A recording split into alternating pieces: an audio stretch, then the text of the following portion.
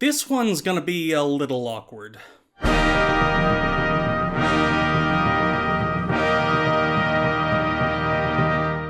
So, my name is Kyle Calgren, and I'd like to introduce you to someone. If you just take a seat here, alright, just make yourself comfortable, alright? Cool, now, tell us your name. Hi, I'm Cheryl, and I'm a filmmaker. Hi, Cheryl. Nah, I'm not really a filmmaker, but I have a videotaping business with my friend Tamara, and I work at a video store, so I'm working on being a filmmaker. The problem is I don't know what I want to make a film on. Well, filming yourself talking to a camera is a pretty good way to start. I mean, it worked out for me. So in this one film that came into the store, Plantation Memories, I saw the most beautiful black mammy. Oh, don't cry, Missy. Master Charles is coming back for sure. I know he is. Her name, the Watermelon Woman. That's right, Watermelon Woman. Is Watermelon Woman her first name, her last name, or is it her whole name? I don't know, but girlfriend has it going on. And I think I've figured out what my project's gonna be on. I'm gonna make a movie about her. I'm gonna find out what her real name is, who she was and is, everything I can find out about her. Cool. Thank you, footage from the movie that I interspliced with footage of me talking to my own camera. I thought it would be a fun way to start the video. Just do it. You get it, anyway.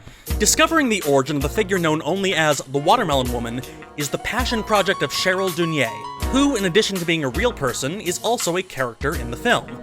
A young black lesbian filmmaker from Philadelphia who works at a video rental store because, you know, it's the 90s. Sir, What? are either one of these any good? I don't watch movies. Jourdain tries to write the biography of the Watermelon Woman in between things like open mic night,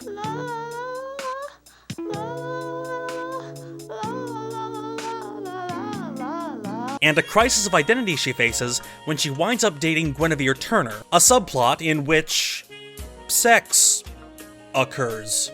I ain't afraid where you come from. I'll get back to that. As Cheryl takes her camera around Pennsylvania getting B-roll, she searches for information about this nameless actress that we only know as the Watermelon Woman. She goes to the public library, which has plenty about film, but nothing about black film actors. Nothing comes up. Check the black section in the reference library. She meets a black film historian who knows plenty about black actors, but nothing about black actresses. Woman, huh? Women are not my specialty, I tell you. Of course they aren't. Look at you. She meets actual cultural critic Camille Paglia, who is wrong. I really dislike this kinds of reductionism of a picture, let's say, of a small black boy with a watermelon, him smiling broadly over it, looking at that as negative. Why is that not instead a symbol of joy and pleasure and fruitfulness? And after all, a piece of watermelon has the colors of the Italian flag, red, white, and green, so I'm biased to that extent. But I think that if the... She goes to a small volunteer organization called...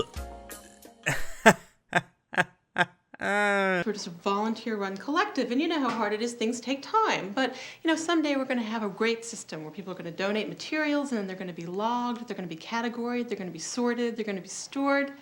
But right now, they're just in boxes. And with all of them, she finds far more information about Martha Page, the white woman who directed her films, as well as sharing her bed. Though the living sister of Martha Page, denies this. My sister was not that kind of woman. You know that proverb, for want of a nail, the shoe was lost, for want of a shoe, the horse was lost, etc., the war was lost?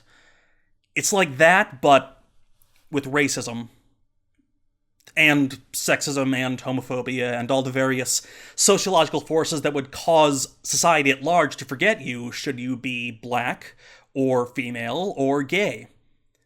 Forces which compound should you happen to be all three of those. Through a lot of sleuthing, Cheryl does find out that her name was Faith Richardson, stage name Faye Richards. Faye, like Cheryl, was young, black, gay, and desperate to make a mark. She took what few opportunities came her way, but after being burned by the spotlight, she returned home, to a community that could love her in a way that white Hollywood never could. Essentially, Jourdain discovers herself. and Cheryl the character is overtaken by Cheryl the director. In a final title card, Jourdain drops the sad truth. The Watermelon Woman is a work of fiction. Jourdain couldn't find a person in history like her, so she was forced to make one. The Watermelon Woman is the first feature film in history to be directed by a black lesbian, and it's a film about how long overdue such a film is.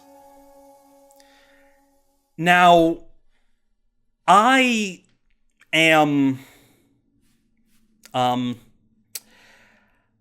I look like, a cinephile. I look like a cinephile. There, I said it. Hey, central casting, can you get me like a movie nerd type? Sure, overweight white guy with weird facial hair coming up. Now, obviously anyone can love movies, but let's face it, film criticism is a very, very white dude-ish space. Has been for a long time, and because of that, so many of us suck at talking about the history of race in this country. Now, I know I have regular viewers who aren't American and are therefore removed from the realities of race relations in this country, so for the benefit of them, but really for the benefit of everyone, I need to explain why just the act of me talking about this movie is, problematic. The legacy of slavery runs deep in American culture, deeper than most realize. Ever since we forced them to come to these shores, we have defined their identity for them. We dictated their language, their religion, their very names. Your name is Toby. W.B. Du Bois famously likened the African-American experience to being born with a veil and gifted with a second sight in this American world. A world which yields him no true self-consciousness, but only lets him see himself through the revelation of the other world.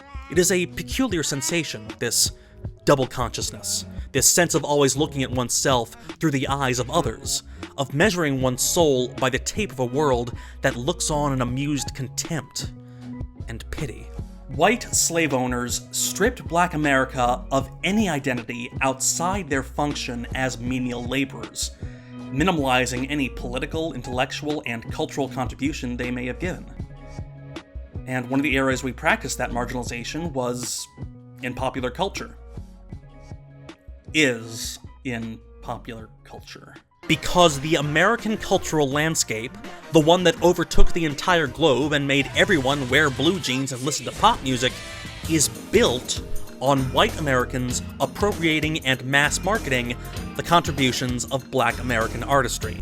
Happened with rap, happened with rock, happened with jazz. Today, even among cinephiles, you'll likely meet people who are less familiar with Bojangles Robinson and more familiar with Fred Astaire's, tribute to Bojangles Robinson. Oh, here we go. From here on, I'm going to be showing a lot of media that was designed to trivialize, marginalize, and mock people of African descent. So, if you're disturbed by that imagery, good? I mean, it's part of a cultural movement designed to justify the worst indignities human beings have probably ever wrought on other human beings. It should be disturbing. This is the first African-American character to appear in a fiction film. It's a brief adaptation of Uncle Tom's Cabin, and Uncle Tom is played by a white man in blackface. A first step in the wrong direction. But for ignorant white directors, this was the only step they knew how to take. Y'all almost had me a job this morning. Where? I went down to the post office and asked that man could he let me have one of them jobs as a letter toter. Before film, the most prevalent depictions of African Americans were seen in the minstrel show, in which actors, white actors, would use grease paint or burnt cork to create a terrifying, big-lipped caricature to demonstrate that black people were a subject of mockery and derision, and most importantly, inferior to white people in every possible way. Yes, ma'am. How much you gonna pay me, I hope? Well, let's see now. I'll pay you all your worth. No, ma'am, I gotta have some money. This was the central form of popular entertainment in America for most of the 19th century, influencing everything from vaudeville to Broadway to modern stand-up comedy. And yes, to film. Once we developed the technology to record the moving image on film and distribute it around the world, our habits didn't change. Film historian Donald Bogle wrote in his seminal work, I really, really don't want to read this title out loud. Can you read it? There. It's out of focus, but you can probably read it. Bogle defines 5 basic stereotypes that have haunted the African-American presence on screen since the days of D.W. Griffith. Stereotypes so offensive, I'm afraid to say their names out loud. Bogle writes, in the early days, when the most important black characters were played by white actors in blackface, there was nothing but the old character types. They sat like square boxes on the shelf. A white actor walked by, selected a box, and used it as a base for a very square, rigidly defined performance. And it was those performances which stained early American filmmaking, including this vile 3-hour hate crime committed by David Wark Griffith. A story about how black Americans weren't just inferior, but an existential threat to white America that must be exterminated without mercy. A story which has been lauded as the progenitor of all American feature filmmaking that followed. The white American dehumanization of black America is encoded into the DNA of American civilization itself. Black America knows this. White America doesn't like to think about it. Because we've been trained not to think about it. Even when talking about race, we just had to make sure that no one had to look at and empathize with an actual black person on screen. Oh, Griffith did use black actors, but only for group shots. None of the named black characters were played by black actors. And when Hollywood finally deigned to graciously allow black actors to play black characters, the actors changed, but the characters didn't. Black actors were forced to pick up the boxes off the shelf and play roles based on a white mockery of their being. Even when the cameras were rolling, black America was forced to act according to a white ideal. I had to learn to play these slave parts. And now you can too, at Hollywood's first black acting school. It teaches you everything. Learn Jive Talk 101. This looks like a cool place to kick it. Volumes have been written about the legacy of these roles, and the complex legacy of the actors who portrayed them. But in spite of how cringy it can be to watch these performances, the work of historians like Donald Bogle, and historians like Cheryl Dunye, reminds us that these were still people who performed these roles, still artists aiming to express something, still workers who had to put food on the table, and at the very least, they still put an African-American presence on the screen. An embarrassing presence, an ugly presence, but a presence nonetheless. In 1964, my father marched with Martin Luther King Jr. So, that's the history. A history built on people who look like me, speaking for, about, and down to people who've historically been unable to speak for themselves. And that's not even getting into the history of men speaking for women, and cis-hetero people speaking for queer people, all of which I would easily risk if I talked about this movie, The Watermelon Woman, since I am a white and a male and a straight. I think. So then why are you? Why are you talking about this movie, Kyle? Because I think more people should know about it. They should. But does that give me the right to speak for... Hey, honey, you're the one with the platform. You have this YouTube show. And stop spending this whole video talking about how you're nervous about talking about it. Just talk about it. Thanks, Jody. Do you have the Donald Bogle book? Yeah. You ready to talk about mammies? Yeah, I was just getting to that, but What? I'm a little afraid to say... Say it. You sure? This is an academic endeavor. Just say it. Okay, sure.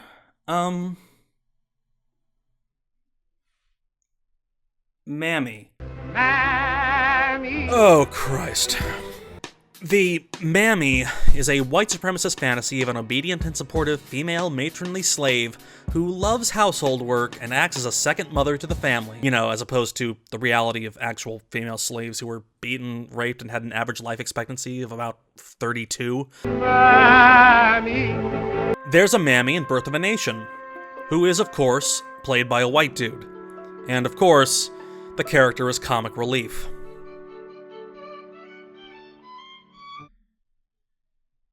That was neither comical nor a relief. The mammy is upheld as a faithful soul who remains loyal to the white protagonists until the end, as opposed to the black men in Birth of a Nation who are scary and want to take the honor of our white women. By the way, free advice to film students: never, ever, ever take a film class where they make you watch all of Birth of a Nation. No one needs to sit through all of Birth of a Nation. Spoken as someone who actually did sit through all of Birth of a Nation for this video, which...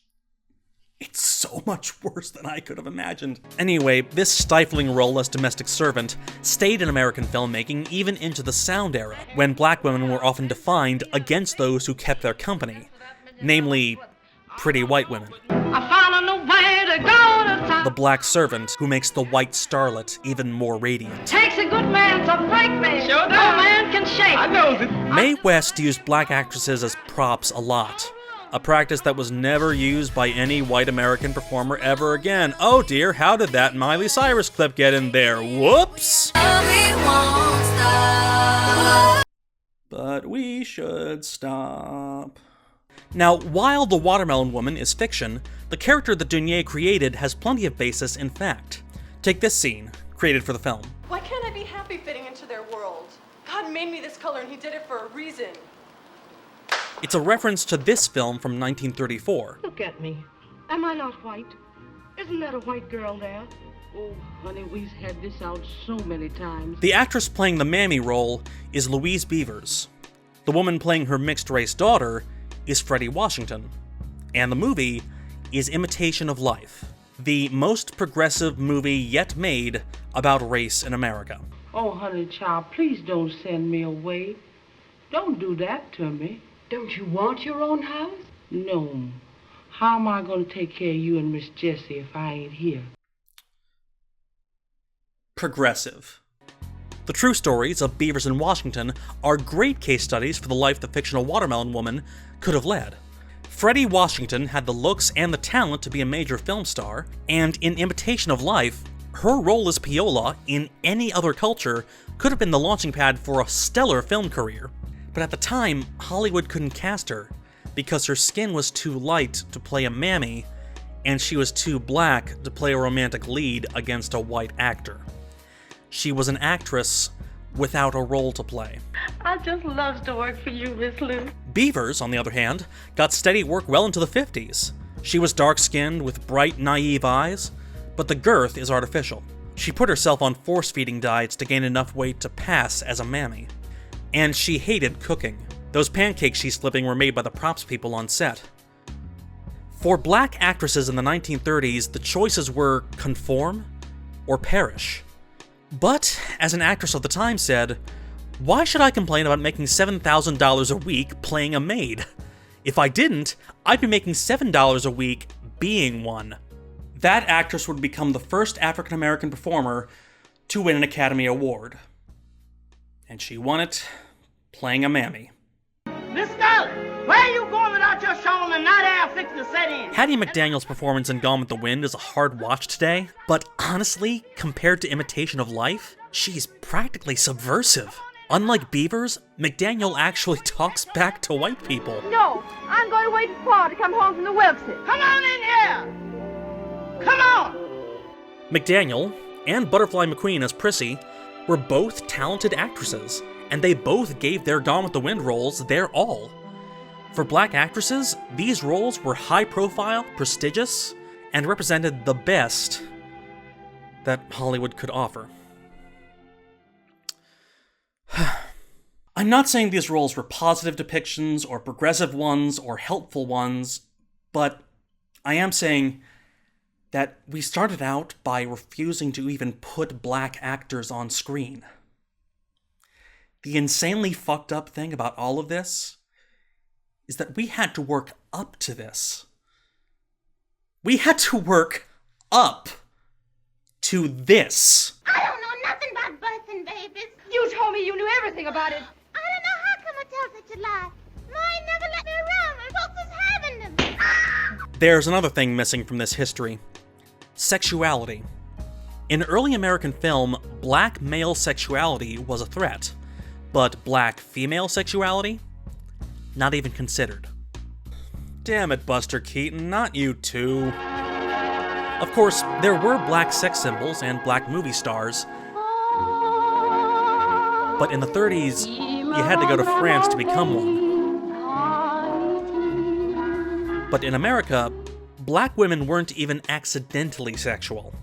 Louise Beavers may set up a dirty joke, I wouldn't want no policeman to catch me without no petticoat. but it's Mae West who gets the punchline. No policeman. How about a nice fireman, huh? This, of course, intersects with the greater history of sexuality on screen. She Done Him Wrong is a pre-code movie. Hays Code Hollywood wouldn't let anyone tell a joke like that, let alone Mae West. The only place where black love stories could blossom were in ghettoized race pictures. All black casts were occasional, progressive, but unprofitable. And often they had white directors. You go for me and I'm taboo. Like this film by Otto Preminger. I go for you. Dorothy Dandridge, like Faye Richards, had an affair with her white director. My baby, that's the end of you. And it also ended badly. An unplanned pregnancy and a studio-enforced abortion. She could have easily been a black Marilyn Monroe. Though, in a way, she was. If I love you, that's the end of you. The cultural revolutions of the 60s came, and we started talking about race, talking about sex, and talking about sexuality. But the discourse on sexuality? Dominated by white homosexuals. The discourse on sex by straight white women, and the discourse on race by black men. The voices of people who were black and female and queer just weren't heard. So, enter Cheryl Dunye, a queer woman of color working in a medium that traditionally has underserved people who are queer, women, and people of color. And Dunye knows this. The Watermelon Woman is about holding that strange place in history. Dunye knows that she's the first black lesbian to direct a feature film that we know of. Of course, black women have worked in film before, and of course, some of those women may have been into women, whether they expressed it openly or not. She knows that people like her didn't spring up fully formed out of a Steven Spielberg movie, I need a better reference, which is why she takes so much time exploring her own day-to-day life, highlighting the Philadelphia lesbian scene as it existed at the time, overalls and all. Because this may be the only time we'll get footage of this specific subculture, in this specific time, expressing this specific sexuality. And back to that sex scene. Sex scenes in films can be iffy and weird to shoot, especially when the director is the one doing the sex. I mean, we've all seen The Room. But here, it's a form of self-assertion. In 1996, this kind of sexuality was absolutely absent from the screen, not showing what you, the audience, expects to see, but what the director wants. It's an act of liberation. It's assertive and groundbreaking and repugnant. Repugnant was the word used by a white man named Peter Hoekstra. Hoekstra heard about the film because Dunye received a $31,500 grant to finish post-production, a grant which indirectly came from the National Endowment for the Arts. The problem that we have with this filmmaker, this bureaucrat within the National Endowment of the Arts, are the decision-making responsibilities that they have taken from the American people and how they've made these decisions. Specifically, we want to just highlight one example. It's called The Watermelon Woman. Hoekstra also called Jourdain's film a taxpayer-funded peep show. I watched this movie, all right, 78 minutes. And I invite any of my colleagues to watch it as well. Describing this as art is using the term very, very loosely. Other complaints include, let me read it in his voice. My staff and I reviewed this film and found that it portrays graphic sex images. Is strewn with graphic and degrading sexual language. You got a nice bone structure if you're into white girls. Tamara, why are you always constantly clacking women? We're lesbians, remember, Cheryl?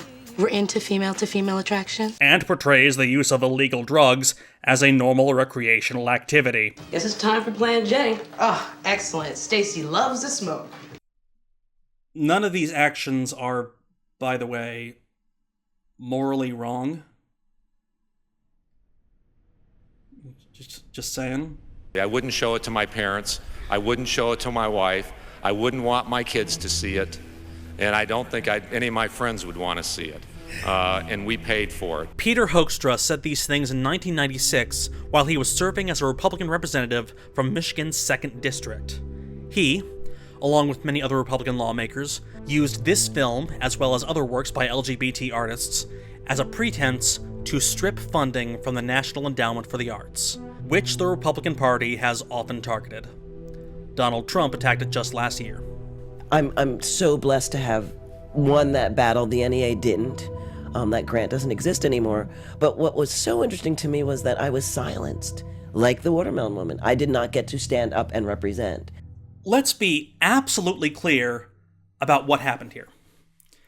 A white man in a position of power used that power to actively silence a queer woman of color from expressing herself.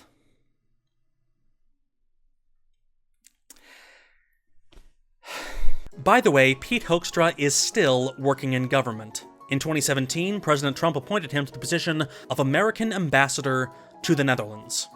Here he is being racist. The Islamic movement has now gotten to a point where they have put Europe into chaos. Chaos in the Netherlands, there are cars being burned, there are politicians that are being burned. Here he is being a coward. Cars and politicians are being set on fire in the Netherlands. I didn't say that. That is actually an incorrect statement. Yeah, we would call it fake news. And here he is being a racist coward. Mr. Ambassador, can you mention any example of a Dutch politician who is burned recent years? We go to Bonnie. Good morning, Ambassador. Good morning. This is not how this works, guys. This is the Netherlands. You have to answer questions. This is the Netherlands. You have to answer questions. Nederland kalven now. But I'm happy to say that Cheryl Jourdain is also still working. She's directed 2 episodes of Queen Sugar. She has a feature film coming out later this year. And when she's not directing, she is... On Twitter. Hmm? She follows me on Twitter. Really? Can I see? That's awesome. Hey, Kyle, I've been wondering something. Yeah? What made you want to talk about The Watermelon Woman? Filmstruck. Criterion Collection did a remaster of it, and I saw it playing on Filmstruck. And because of that, you wanted to make a video about it? Yeah. Because you just found out about it? Yeah. Can I say something? Of course, honey. There's a lot of talk about how black cinema had a boom in the 90s, but most of the films that we talk about from that time were directed by men. Directors like John Singleton, Spike Lee, F. Gary Gray, the Hughes brothers. Those are the directors that people are usually talking about when they talk about black cinema in the 90s. They're not really talking about black women. And sure, I love films like Waiting to Exhale, Set It Off, The Color Purple, but I was disappointed to find out that they were all directed by men, and in the case of The Color Purple, a white man.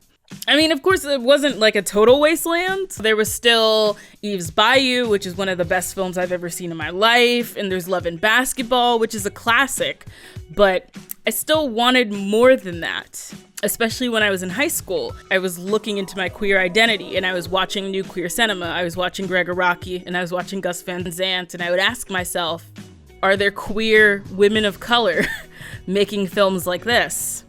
My search led me to the Netflix DVD mailing service, and that's how I found films like Just Another Girl in the IRT and Daughters of the Dust. But one title always eluded me: The Watermelon Woman. Reading about it, I knew it was everything I was looking for. A film made in the 90s that explored film history, directed by and starring a black lesbian. She even works in a video store, which was my dream job as a teen. It was everything that I wanted, and I couldn't find it. I would look everywhere for the DVDs, but all I could find was VHS tapes, and didn't have a VCR anymore, so. It just became one of those films that I realized that I'd have to catch at a screening or something before I died, and I kind of resigned myself to it. But now, after all this time, waiting all this time, I finally got to watch it. And it's like it filled a hole. It was something that was missing for me. And so finally being able to see that effectively helped me close that chapter. Oh, don't cry, Missy. Santa Charles is coming back for sure. I know he is. Just as Cheryl Dunye had to tirelessly search for the Watermelon Woman, I had to search for Cheryl Dunye. And in a better world, neither of us would have to. So if you want to give your take on it, cool. Just don't see it as the definitive take. And remember to uplift the voices and analysis of Black critics, because ultimately these films mean more to us. Point. Why did I make this video? It's Black History Month. Well, not anymore, it's March. I took long enough to make a video. Just because it's not February anymore, it doesn't mean that we have to stop talking about Black cinema. We should always be talking about it. We should. You're right. As usual. Hi, I'm Kyle Calgren, and I'm here to say support your local Black film critic. Please, Cheryl, make our history before we are all dead and gone. But if you are really in the family, you better understand that our family will always only have each other. I know this is a lot to be writing down, but I wanted to remember it for you now, so that the next time I see you, we can make it right.